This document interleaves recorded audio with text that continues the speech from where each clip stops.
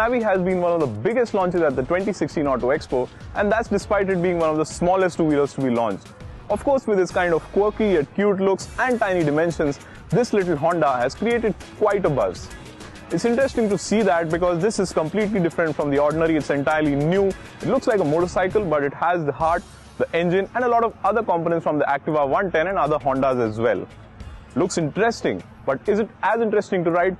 It's time to find out because Honda has now invited us to Atlas Imagica, which is a theme park and goes with the whole fun to ride philosophy about this little Honda. So let me hop onto it and tell you quickly how it feels to ride. In terms of design, the Navi looks very unique. It looks like a miniature motorcycle, almost toy-like, especially with the bright colors it is on offer in. It is sure to turn a lot of heads simply with its looks.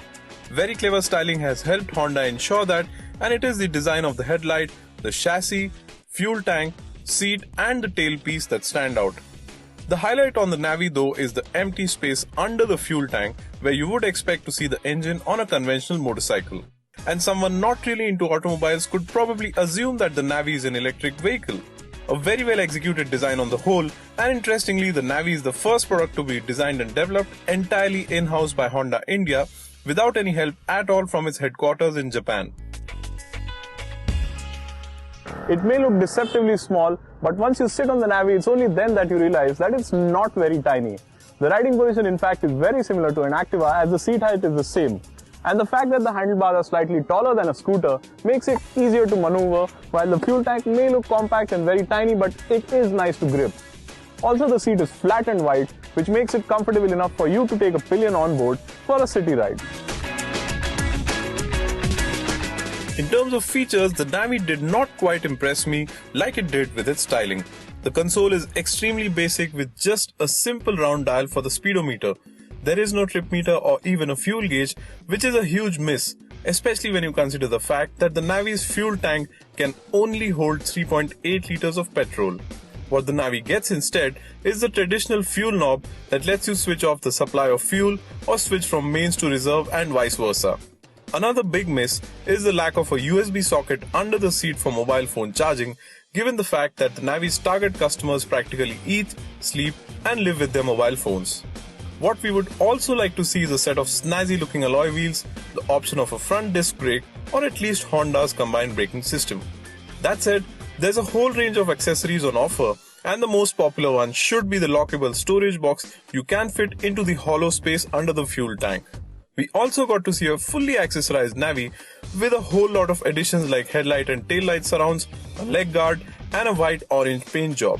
The full set will cost Rs 5,000 says Honda, apart from which we also expect the adventure, touring and motocross style body kits that were shown at the Auto Expo to be offered in the near future.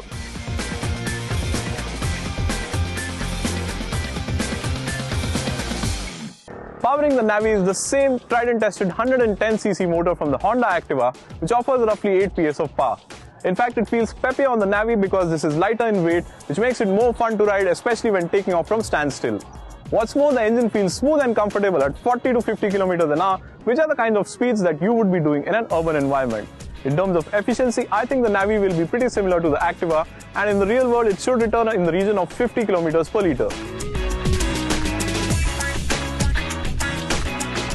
The Navi is surprisingly a lot of fun to ride, and the narrow lanes inside the theme park have given me a chance to experience how easy it is to change direction or flick the Navi from side to side without having to slow down too much. Thanks to its lightweight and crisp handling, the Navi is easily one of the best handling two-wheelers for less than 50,000 rupees. What's more, despite the sportiness it displays in terms of handling, the Navi also offers a very plush and comfortable ride. The suspension has been tuned rather well to offer a fine balance, and it soaks in bumps and undulations well, which should further enhance its value as a city commuter.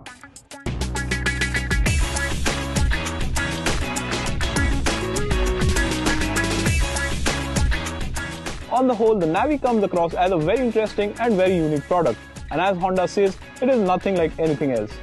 Now, the manufacturer is targeting 18 to 25-year-old buyers in the urban environment, especially in metro cities, and I think this is the perfect kind of vehicle for those buyers who have fun given their city confines. It looks fantastic, handles really well, and has an engine that's powerful enough for the city while being efficient. And with its price tag of just Rs 39,500 ex-showroom in New Delhi, the Navi costs just about as much as a premium smartphone. I think with this one, Honda has a winner on its hand, and in fact the Navi is even capable of probably spawning a whole new segment of two-wheelers in the country.